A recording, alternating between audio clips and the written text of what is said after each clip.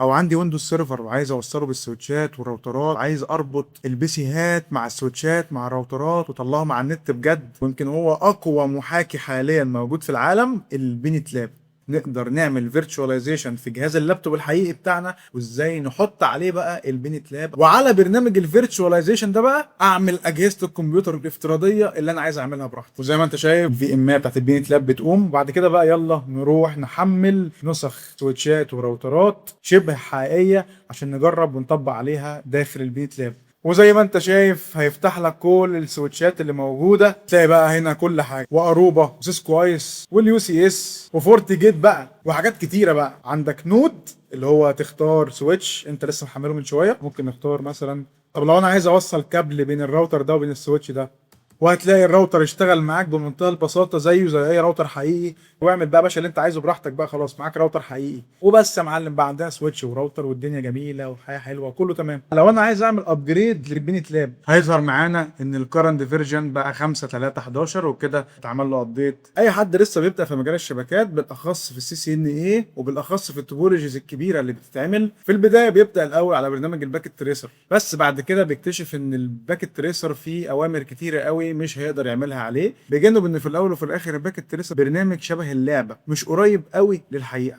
فاحنا محتاجين حاجه ادفانسد، محتاجين تول او برنامج تاني او فكره تانيه اقدر انفذ عليها كل الاوامر الادفانسد اللي مش هيتنفذ على الباكيت تريسر. وفي نفس الوقت لو عندي اجهزه بي سيز حقيقيه عايز اوصلها، او عندي ويندوز سيرفر وعايز اوصله بالسويتشات والراوترات، او عندي فاير وول وعايز اربط البيسيهات مع السويتشات مع الراوترات واطلعهم على النت بجد واجرب واشوف بنفسي بجد، فساعتها الباكيت تريسر بيبقى اختيار ضعيف جدا ومحدش بيفكر فيه. اغلب الناس بقى بتدور على حاجه متقدمه وحاجه اعلى. اول حاجه بس قبل ما نكمل عايزين نفرق اصلا بين السيميوليتور والايميوليتور. السيميوليتور وده اللي هو برنامج اللعبه اللي شبه بالظبط كده الباكيت تريسر، اللي معمول وبتبرمج بشكل بسيط للمبتدئين عشان يجربوا ويشتغلوا عليه وينفذوا اغلب التوبولوجيز البسيطه واغلب المواضيع الاساسيه البسيطه، بالاخص في كورس سي سي ان اي. اما الايميوليتر فده حاجه احدث، حاجه اقوى، حاجه للمتقدمين شويه، بالاخص لو انت عايز تعمل توبكس او تعمل كونفيجريشن ادفانسد شويه، سواء كان في السي سي ان اي او السي ان بي او حتى الناس اللي شغاله دلوقتي وبتدرس السي سي اي اي كمان. التولز اللي تقدر تعمل لك ايميوليتنج للشبكه زي البينت لاب والجي ان اس والايف وغيره، بتنقل مستواك لليفل تاني خالص في الترابل شوتنج وفي التنفيذ وفي الديزاين وفي كل شيء. بالظبط الفرق بين السيميوليتر والايميوليتر هو عباره عن السيميوليتر ده، عارف انت لعبه العربيات بتاعت زمان زي نيد فور سبيد كده، اللي هو انت بتلعبها على اللابتوب وبتحرك العربيه يمين وشمال بالزراير بتاعت اللابتوب. اما الايميوليتر عامل بالظبط زي كده لما تيجي تروح جيمنج مول كبير وفي العاب عربيات، بيبقى فيه زي طاره وفي فرامل وانت كانك قاعد بجد على العربيه وماسك الطاره وقاعد بتجيبها يمين وتجيبها شمال وهكذا. انت لسه بتلعب بس انت خلاص حاسس بنسبه 90% ان انت كانك جوه العربيه، كانك بتجرب العربيه. هو ده بالظبط فكره الايميوليتر، انه بيحسسك انك بنسبه 90% فاتح سويتش بجد، فاتح راوتر بجد، شغال على شبكه حقيقيه بجد، فبتخليك حتى وانت شغال بروفيشنال اكتر وواثق من نفسك اكتر، وبتواجه مشاكل عمرك ما هتشوفها او عمرك ما هتقابلها في الباكيت تريسر. وده اللي بينقل مستواك لليفل تاني خالص. بشكل شخصي بقى انا بصراحه ما بحبش الجي ان اس 3، اكتشفت ان هو غرقان مشاكل. انا شخصيا كنت بحل مشاكله اكتر ما احل مشاكل الشبكه والسويتشات اللي انا عاملها عليه. اكتر برنامج دلوقتي ويمكن هو اقوى محاكي حاليا موجود في العالم البينت لاب، وهو ده اللي هنتعلم ازاي ننفذه وازاي نطبقه وازاي نسطبه على جهاز الكمبيوتر بتاعك. حابب بس في الاول افكرك ان البينت لاب هو مش برنامج، البينت لاب هو عباره عن في امايه او زي كده جهاز كمبيوتر افتراضي صغير بحمله من على النت وبحطه على برنامج يخص الفيرتشواليزيشن، فبالتالي انا كده شغلت البينت لاب. ما تشغلش بالك، انا كده كده واحنا ماشيين في الطريق هنتكلم عن الفيرتشواليزيشن واساسياتها وازاي اصلا نقدر نعمل فيرتشواليزيشن في جهاز اللابتوب الحقيقي بتاعنا او حتى في جهاز سيرفر حقيقي موجود في شركه، وازاي نحط عليه بقى البينت لاب او نحط عليه اجهزه كمبيوترات تاني او نحط عليه ويندوز سيرفر وهكذا. تشغلش بالك، بس اللي حابب اوصله لك ان البينت لاب مش برنامج، البينت لاب هو عباره عن في امايه، عباره عن جهاز افتراضي بحمله. الفيرتشواليزيشن بقى ببساطه هو ان انا لو عندي جهاز الكمبيوتر بتاعي او اللابتوب ده او اي جهاز كمبيوتر موجود او حتى السيرفر الموجود في الشركه، الجهاز ده الجهاز الحقيقي، ده الجهاز اللي معايا. مثلا الرامات بتاعته 8 جيجا، السي بي يو مثلا الجيل العاشر اي كور مثلا 7، الهارد بتاعه مثلا 256 جيجا، وهكذا. جهاز حقيقي، جهاز حقيقي. انا بقى دلوقتي عايز استخدم الجهاز الحقيقي اللي معايا دلوقتي ده ان انا احط عليه اكتر من جهاز كمبيوتر افتراضي. فلو انت مثلا عندك سيرفر في شركه والسيرفر ده قوي جدا، رامات 256 وهارد 10 تيرا وسي بي يو مش عارف يطير في الجو وباور سبلاي مفيش منه اتنين، فانا عايز استخدم السيرفر الجامد ده ان انفذ عليه اكتر من خدمه، اعمل عليه اكتر من سيرفيس. زي مثلا كده اعمل جهاز كمبيوتر افتراضي يبقى عليه نظام الحسابات بتاع الناس بتوع الحسابات والموظفين اللي في الشركه، نظام تاني او جهاز كمبيوتر تاني عليه الاي ار بي سيستم اللي ماسك كل معلومات الشركه عشان المدير يقدر يتحكم فيه وباقي الموظفين، نظام ثالث للاتش ار، نظام رابع للاي تي، حاجه اسمها الاسيت مانجمنت، ان انا ازاي اقدر اعرف كل امكانيات اللابتوبات اللي موجوده عند كل الموظفين في الشركه، اسم الموظف وجنبه استلم لابتوب نوعه ايه واستلمه امتى، واللايسنس بتاعت الويندوز، والكيبورد كان نوعه ايه واسمه ايه واستلمه امتى وحصل فيه مشكله ولا لا. كل دي كده حاجه اسمها اسيت مانجمنت. عايز اعمل نظام رابع او عايز اعمل جهاز كمبيوتر رابع احط عليه الايميلات الداخليه بتاعه الموظفين في الشركه اللي بيبعتوها لبعض وهكذا. فساعتها بنستخدم تقنيه اسمها الفيرتشواليزيشن، والتقنيه دي ببساطه بتسمح لي اني استخدم برنامج الفيرتشواليزيشن، برنامج هنزله على جهاز الكمبيوتر بتاعي او على السيرفر بتاعي هيخليني استخدم تقنيه الفيرتشواليزيشن دي. وفي برامج كتيره قوي زي برنامج الفي ام وير اللي هنستخدمه دلوقتي، وفي برنامج اسمه الهايبر في اللي تبع شركه ويندوز، وفي كمان برنامج مشهور جدا اوبن سورس اسمه البروكسموكس لسه طالع اليومين دول، واوبن سورس ببلاش ومشهور جدا، والشركات ابتدت تعتمد عليه كمان في تقنيه الفيرتشواليزيشن دي. فببساطه اللابتوب الفيزيكال بتاعي او السيرفر الحقيقي بتاعي هحط عليه برنامج بيدعم الفيرتشواليزيشن زي مثلا برنامج الفي ام وير اللي احنا هنستخدمه دلوقتي كمان شويه، وعلى برنامج الفيرتشواليزيشن ده بقى اعمل اجهزه الكمبيوتر الافتراضيه اللي انا عايز اعملها براحتي. جهاز بقى بيخدم سيرفيس معينه، جهاز بيخدم الناس بتوع الحسابات، جهاز للفايل سيرفر مثلا، جهاز للايميل، جهاز للاي ار بي سيستم، جهاز للحسابات، جهاز اللي معرفش فين وهكذا. كل دي اجهزه افتراضيه، اجهزه بي سي افتراضيه معموله على ايه؟ على برنامج الفي ام وير اللي هو اصلا بيدعم تقنيه الفيرتشواليزيشن. كل ده وانا عندي ايه؟ وانا عندي لابتوب واحد فقط، او عندي سيرفر واحد فقط، او عندي جهاز بي سي واحد فقط. وطبعا الموضوع يطول في تقنيه الفيرتشواليزيشن دي لان ليها كمان كورسات بحر ما بيخلص. بس اهم حاجه قبل ما تشغل او قبل ما تحمل برنامج الفي ام وير اللي هنشتغل عليه دلوقتي، سرش كده ببساطه مع شات جي بي تي او مع كلود او ايا كان، واعرف ازاي تفعل الاوبشن بتاع الفيرتشواليزيشن عندك على البايس او على اليو اي اف اي بتاعه اللابتوب او بتاعه البي سي بتاعك. بعد كده نحمل برنامج الفي ام وير.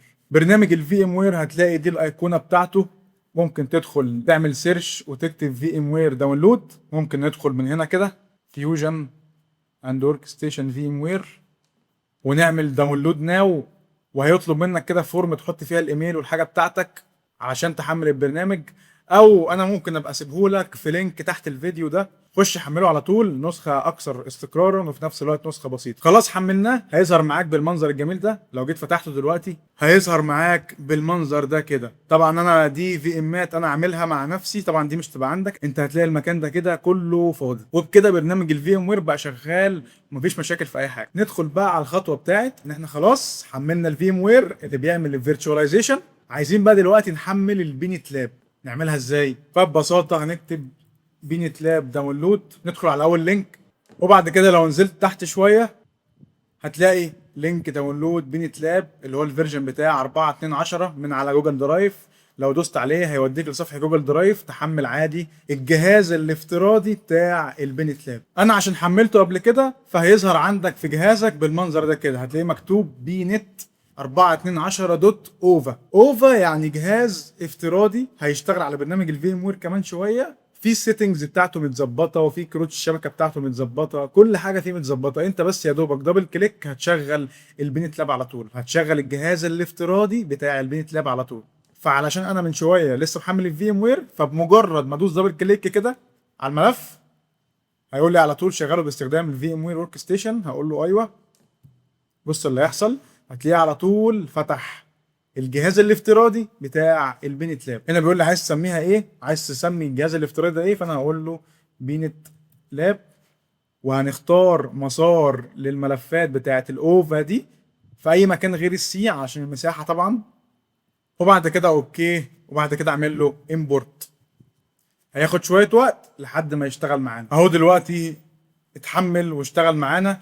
لو جيت لاحظت بقى هتلاقي ان عندك هنا باور اون ذيس فيرتشوال ماشين، يعني شغل المكنه دي او شغل الفي ام دي. وفي عندك كمان اديت، لو جينا دوسنا كده على كلمه اديت هتلاقي ان هو سحب تلقائي 8 جيجا رام من الجهاز الاساسي، الجهاز الحقيقي بتاعي، اللابتوب الحقيقي بتاعي.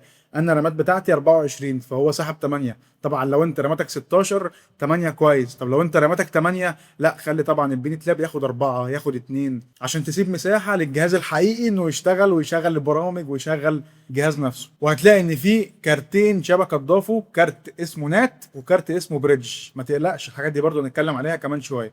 عامه يعني دي الاعدادات الافتراضيه بتاعت المكنه او بتاعت الفي ام بتاعت البينت لاب. اوكي، وبعد كده باور اون ذيس فيرتشوال ماشين. احيانا ما بتشتغلش بس هنجرب. احيانا بتحصل مشكله ولازم نمسح او نشيل كارت الشبكه اللي هو مكتوب عليه نات. بس تعال نجرب دلوقتي ونشوف.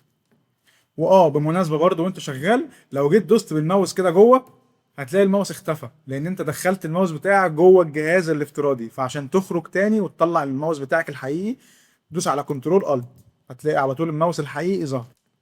وزي ما انت شايف دلوقتي اهو الجهاز بيقوم، الفي ام بتاعت البينت لاب بتقوم، ويا رب تقوم عشان عادة ما بتقومش، لازم نشيل الكارت بتاع النات الاول.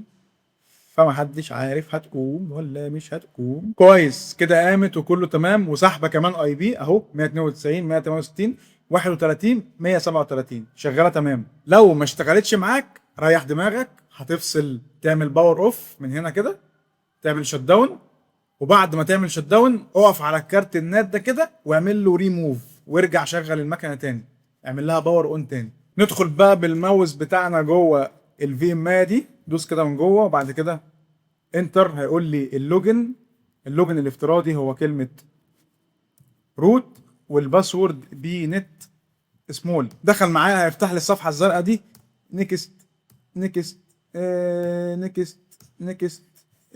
هنا عايز الاي بي خليه دي اتش سي بي عشان ياخد اي بي تلقائي من اي حد بيدي اي بيهات، سواء بقى كان الفي ام وير او كان الراوتر اللي منزلي بتاعي، ايا كان خليه دي اتش سي بي.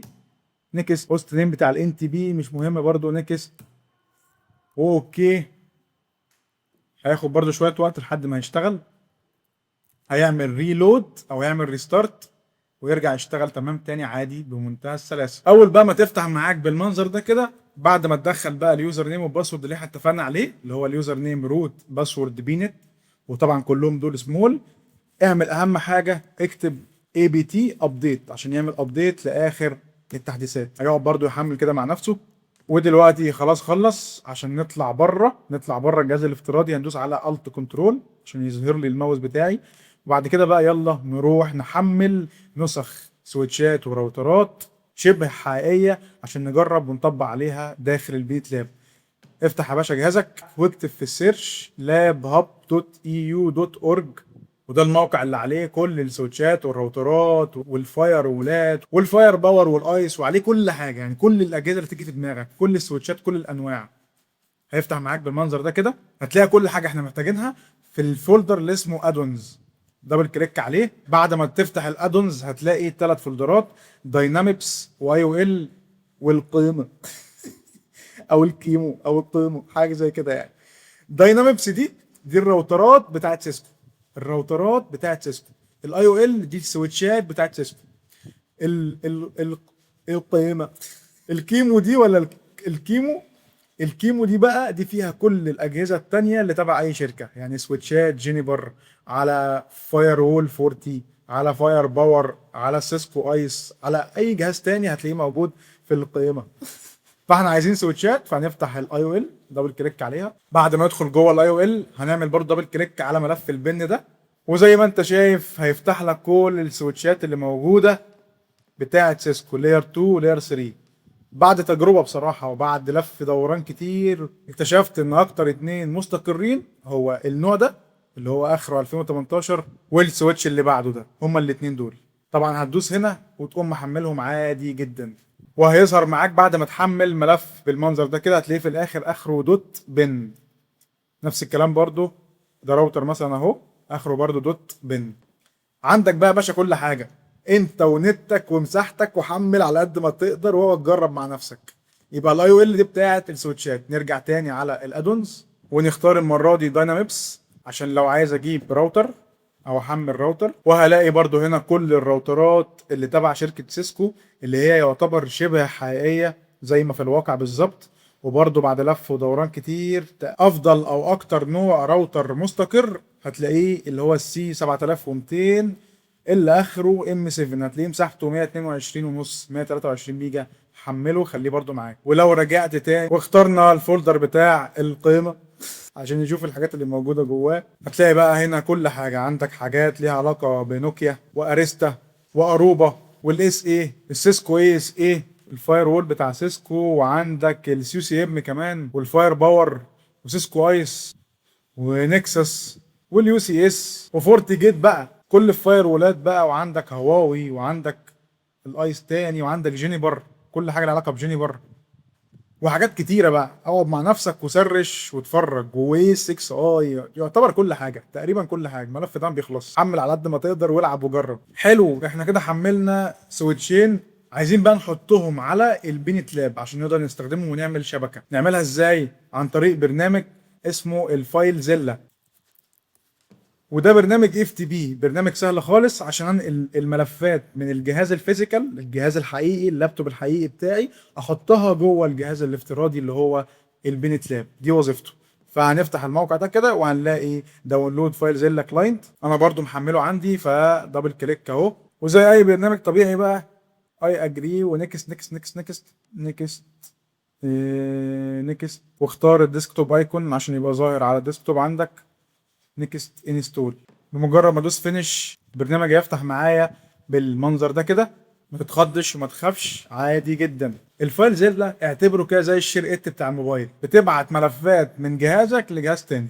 في خانه الهوست هنكتب الاي بي بتاع الجهاز الافتراضي الفي ام 100 بتاعت البينت لاب. فلو رجعنا تاني كده على الفي ام وير هنلاقي ان الاي بي بتاع البينت لاب عندي 192 168 31 137. هفتح الفايل زيلا واقول له بعد اذنك في خانه الهوست 192 واليوزر نيم روت والباسورد بينت سمول، والبورت هنا اختار بورت 22. وبعد كده اقول له كويك كونكت اوكي. على طول لو خدت بالك هتلاقي مكتوب ان اللوكال سايت ده الجهاز الحقيقي بتاعي، ودي الفولدرات بتاعتي والبارتيشنز بتاعتي، دي الحاجات الحقيقيه بتاعتي. اما في خانه الريموت سايت دي الملفات اللي موجوده في الفي ام 100 بتاعت البينت لاب. فاحنا هناخد نسخ السويتشات اللي احنا حملناها من اللوكال سايت نحطها في الريموت سايت اللي هو بتاع الفي ام 100 بتاعت البينت لاب. بس كده ببساطه. دبل كليك على العلامه المايله دي كده، وبعد كده هنختار ملف اسمه الاو بي تي. لو جيت دوست على علامه الزائد ندور على ملف اسمه الاو بي تي. او بي تي لا تي او بي اهو. دبل كليك. بعد كده هندور على يونت لاب. يونت لاب اهو. وبعد كده هندور على ادونز. بعد كده هنلاقي جوه الثلاثه اللي احنا عارفينهم داينامكس واي او ال والقائمه. هنفتح الاي او ال دبل كليك عليه، وزي ما انت شايف هتلاقي ملف بن وملف اللي هو دوت ليب ده.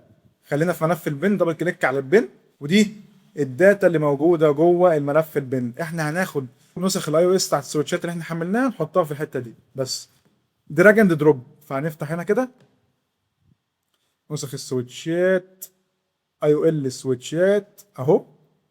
هنعمل كده ونفتح الفايل زيلا نحطه في الحته دي بمنتهى البساطه، وبيحمل تحت اهو.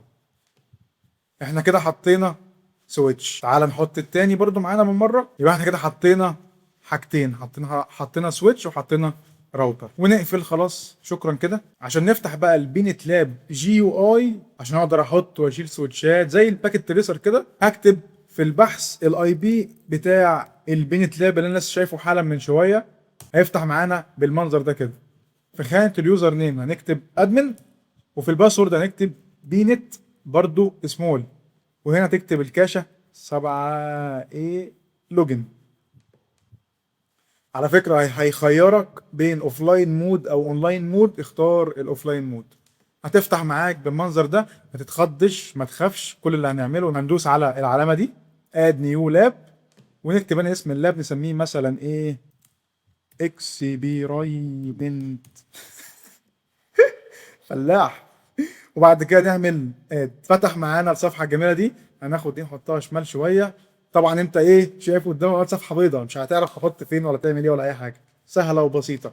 كليك يمين، عندك نود اللي هو تختار سويتش انت لسه محمله من شويه. فلو جينا عملنا نود، بعد كده اخترنا سيسكو اي او ال، بص على طول ظهر لك النسختين السويتشين اللي احنا لسه محملينهم من شويه. تعالى مثلا نختار بتاع اللي هو اخره هاي ايرون ده، ونقول له انت اسمك سويتش. وهنا كمان ممكن نختار الايكون بتاعته، ممكن نختار مثلا نكتب سويتش ونختار مثلا الايقونه دي ونعمل سيلكت. وهنا لو عايز تغير الان في رام، عايز تغير الرامات، عايز تحط له كابلات سيريال، الايثرنت، مداخل الايثرنت عايز كام بورت ايثرنت براحتك، نحط مثلا 8 مثلا. وتحت خالص هنقول له سيف. وادي شكل السويتش معانا بالمنظر ده. عاده اول ما بينزل شت داون، بينزل مقفول. فانت كل اللي هتعمله ان انت هتدوس على علامه ستارت دي، ويشتغل معاك بمنتهى البساطه. في البدايه ممكن يشتغل معاك وممكن يعمل حركه زي كده تلاقيه اشتغل وبعد كده رجع فصل تاني. فبمنتهى البساطه لو جيت مشيت الماوس كده شويه هتلاقيها ظهرت الحاجات دي كلها. هنعمل بس ديستروي لللاب، وهنيجي بعد كده من سيستم هنختار سيستم سيتنجز، وهنعمل الاوبشن بتاع فيكس بيرميشن. ده بيصلح اي مشاكل وبيصلح اي بيرميشنز عامله بضات ومخليها السويتش مش عارف يشتغل. ونرجع تاني على المين، وبعد كده ندوس على الاكسبيرمنت اللي احنا لسه عاملينه دلوقتي حالا، اللاب اللي احنا لسه عاملينه حالا، وندوس على اوبن. هيفتح معانا. بعد كده نشغله تاني، هيشتغل بمنتهى البساطه، والمره دي مش هيحصل اي مشاكل. دي حلاوه البينت لاب، ان هو مشاكله قليله وبسيط جدا عن الجي ان اس بصراحه. عايز نجيب سويتش تاني، نيو نود. تعالى مثلا نختار، تعالى مثلا نيو نود ونختار اي او ال، ونختار مثلا ده اللي هو بتاع 2018 ده، ونحط برضه ايثرنت ونحط 10 مثلا، ونعمل له سيف. نفس الكلام خلاص نشغل واشتغل معانا بمنتهى البساطه. طب لو انا عايز اوصل كابل بين الراوتر ده وبين السويتش ده، بمنتهى البساطه لو جيت وقفت بماوس على علامه الفيشه دي، دوست عليها كده وقمت موصل كده، هيقول لك انت عايز توصل على الراوتر، عايز توصل بورت كام، مثلا بورت اي 10. طب على السويتش عايز توصل كام، مثلا بورت اي 3 على 0، ثم سيف. اتوصل ومفيش مشاكل في اي حاجه. طب عايزين بقى نفتح السي ال اي بقى عشان نعمل كونفيجريشن، ندخل بورت في فيلان، نشيل فيلان، نعمل ترانك، نعمل اس في اي راوتر انستيك، نعمل نشتغل بقى الشغل بتاعنا بقى. لو جيت دوست دبل كليك كده هتلاقيه ظهر لك العلامه دي كده. لو دوست اوبن المفروض تفتح معاك صفحه سي ال اي صغيره عشان تقعد تعمل كونفيجريشن براحتك. فعشان نشغلها هنفعل حاجه الاول على السي ام دي بتاعت اللابتوب الحقيقي بتاعنا. فهنفتح سي ام دي ونختار run as administrator، وهنكتب الامر ده DISM سبيس سلاش اونلاين سبيس سلاش enable داش فيتشر سبيس سلاش فيتشر نيم تلنت كلاينت. هيقعد برضو يحمل شويه كده مع نفسه. خلاص خلص، نقفل. دبل كليك بقى المره دي تاني على الراوتر، اوبن.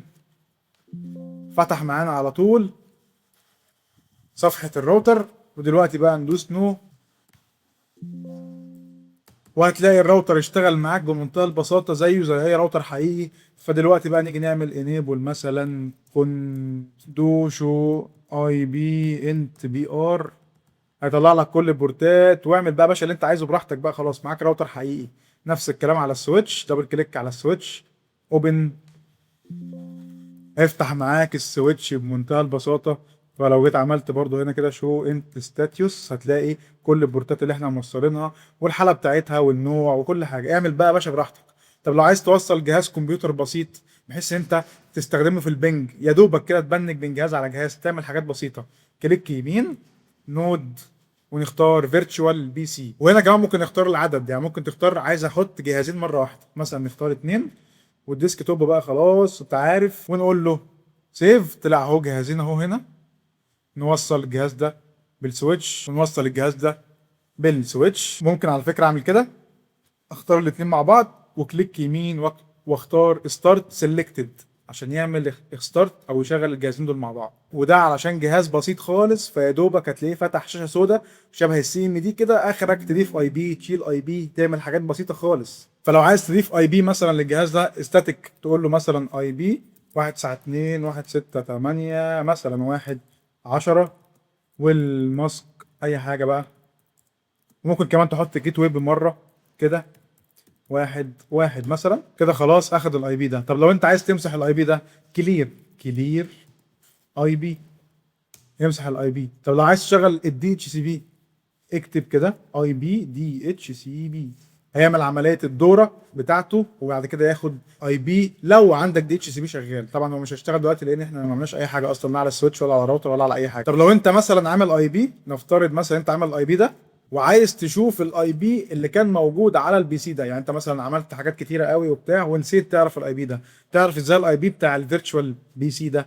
هتكتب شو اي بي، هيجيب لك الاي بي والجيت واي والدي ان اس وكل حاجه ليها علاقه بالجهاز ده. فلو رحنا مثلا على الجهاز الثاني وقلنا له اي بي 192 168 200 مثلا، والماسك بتاعك هيبقى كده هون، والجهاز ده كان الاي بي بتاعه يا ربي انا نسيت اهو شو اي بي وراح دماغك، كان 110. فدلوقتي ممكن نفتح الجهاز ده كده ونقول له بنج على 192 168 110 اهو، بيبنج عادي من غير مشاكل ومن غير اي حاجه، كانه جهاز طبيعي خالص. معلومه على جنب برضو، لو انت فاتح الجهاز ده البي سي ده، لو انت فاتحه دلوقتي في تابه اهو، التابه دي، وجيت مثلا نسيت قمت عامل كده، دوست على الزرار ده نزلت الشاشه دي لتحت وقمت عامل دبل كليك عليه التاني وشغلته، مش هيشتغل. هتلاقيه ايه؟ الشاشه دي مش شغاله معاك. ليه؟ عشان في شاشه قديمه شغاله. فامسح دي ومن تحت هنا في التاسك بار افتح الشاشه القديمه دي واشتغل عليها عادي او امسحها. ممكن بقى تعرف البينت لاب على البوتي مثلا او على موباك ستريم او اي برنامج تيرمينال ابسط واحسن واسهل من المنظر ده لو انت عايز يعني، ممكن تسرش عليها وتعملها وبس يا معلم. بقى عندها سويتش وراوتر والدنيا جميله والحياه حلوه وكله تمام. الحاجه الاخيره اللي معانا في البينت لاب، لو جيت من هنا كده عملت كلوز لاب ومن سيستم دوست عليها واخترت فيرجنز، هتلاقي ان الفيرجن اللي شغال عليه دلوقتي 4.2.10، ده اللي احنا محملينه وكله تمام. لو انا عايز اعمل ابجريد للبينت لاب، هنكتب برضو بينت لاب داونلود، هتفتح معانا الصفحه وبعد كده نختار المره دي ريليزز. لو نزلنا تحت كده هتلاقي مكتوب هاو تو ابجريد، هيقول لك نزل ابجريد من خلال اللينك ده، هندوس عليه هيطلع ملف من موقع ميجا تحمله عادي جدا، هو حوالي 120 130 ميجا اهو، 126 ميجا. ده الابجريد الجديد اللي هو 5.3.11، انا حملته عندي وده شكله، هو ملف مضغوط وينرار. بعد كده هنفتح الفايل زيلا او اي برنامج اف تي بي عندك، فايل زيلا او وين اس سي بي او اي حاجه، وخلاص بقى انت بقيت عارف نكتب هنا الاي بي بتاع البينت لاب واليوزر نيم روت والباسورد بينت سمول والبورت 22، وبعد كده نعمل كويك كونكت اوكي، وهيظهر معانا طبعا كل الملفات بتاعه البينت لاب. خلاص احنا بقينا عارفين. فانا بمنتهى البساطه هدوس دبل كليك على العلامه المايله دي، بعد كده هشوف الملف اللي اسمه روت، اين انت ايها الروت اهو، دبل كليك عليه هيفتح معانا هنا، هتلاقي هنا كل الملفات وكل الحاجات اللي موجوده جواه. كل اللي انا هعمله برضو دراج اند دروب، هاخد الملف المضغوط اللي انا لسه محمله من شويه واقوم حاطه في الحته دي، هيقعد يحمل دلوقتي مع نفسه. وكده انا خلاص خلصت، نقفل بقى خلاص. ولو رجعنا على الموقع تاني هتلاقي ان هو ببساطه كاتب لك شويه اوامر هتعملها علشان تتم عمليه الابجريد بمنتهى السهوله. فعلشان نعملها على البينت لاب ممكن نستخدم برنامج الباتي مثلا او موباك ستريم، اي برنامج انت بتحبه او مرتاح له، ونحط هنا الاي بي بتاع البينت لاب ونقول له اوبن اكسبت، هتفتح معانا الصفحه دي كده عشان نخش على البينت لاب. لوجن از روت والباسورد هيكون بينت سمول. فتح معانا على طول اهو البينت لاب، وكل اللي انا هعمله بمنتهى السهوله كوبي من الموقع وهحط سطور زي ما هي بس كده. فاهو هعمل كده وهياخد اول سطر، هعمل هنا انزب يعني هفك المحتوى المضغوط بتاع الملف اللي لسه محمله حالا، انتر، على طول خلص. بعد كده الامر اللي بعده كوبي، وهنا كليك يمين على طول انتر، خلص. اللي بعده خلص. بعد كده اللي بعده كليك يمين، قاعد بيحمل اهو. نسيبه براحته خالص. يا اخي السطور وهي بتنزل كده تحس ان انت هاكر، يا اخي تحس ان انت ترى والله شوفوني وانا بهكر الجهاز. الحمد لله خلاص خلص، وجاب لك اهو الرساله بتاعت ابجريد سكسسفولي 5/3/11. انا قاعد معايا حوالي بصراحه 7 او 8 او 10 دقائق، فعلى حسب بقى هيقعد معاك قد ايه. ما تنساش تعمل اخر سطر وهو الريبوت عشان تراستر البيت لاب ويشتغل تاني على نظافه. ريبوت، بوت، ريبوت، ريبوت اهو. هتلاقي دلوقتي الفي ام 100 بتراستر. ودلوقتي بعد الريبوت بقى، لو جينا فتحنا تاني البينت لاب ونعمل له ريستارت، ونعمل ريستارت للصفحه، بعد كده لو دخلنا بقى هنا في السيستم فيرجنز، هيظهر معانا ان الكرنت فيرجن بقى 5/3/11، وكده اتعمل له ابديت بمنتهى السلاسه ومنتهى البساطه. يبقى احنا في الدرس بتاع النهارده اتعلمنا عن ايه فيرتشواليزيشن، وخدنا اساسيات الفيرتشواليزيشن وازاي بيشتغل. عرفنا ازاي نسطب البينت لاب، اقوى محاكي شبكات في العالم دلوقتي، وازاي نحط عليه سويتشات وراوترات. واخيرا عملنا ابجريد للبيت لاب. خلي بالك الدرس ده من اهم الدروس في الفيرتشواليزيشن، بالاخص في مرحله التجربه، وان الواحد يقعد يلعب مع نفسه ويجرب مع نفسه في البيت. اتمنى تكون فعلا فدتك، واتمنى فعلا كل كلمه انت اخدتها تطبقها بنفسك وتشوفها بنفسك وتجرب بنفسك علشان تنقل نفسك للمستوى الاعلى. فكك بقى خلاص من الباكت تريسر ده، والعب على مستوى المحترفين، العب على البينت لاب. لحد هنا وكفايه. عاش جدا يا بطل، بشكرك على مجهودك وتركيزك الجبار. ما تنساش كلمه السر في التطبيق والاستمراريه، ما تبطلش تتعلم، ما تبطلش تتعلم. ما تنساش حب نفسك، الناس تحبك. قول ورايا: سبحانك اللهم بحمدك، اشهد ان لا اله الا انت، استغفرك ربي واتوب اليك. اللهم انفع بنا وانفع منا. السلام عليكم.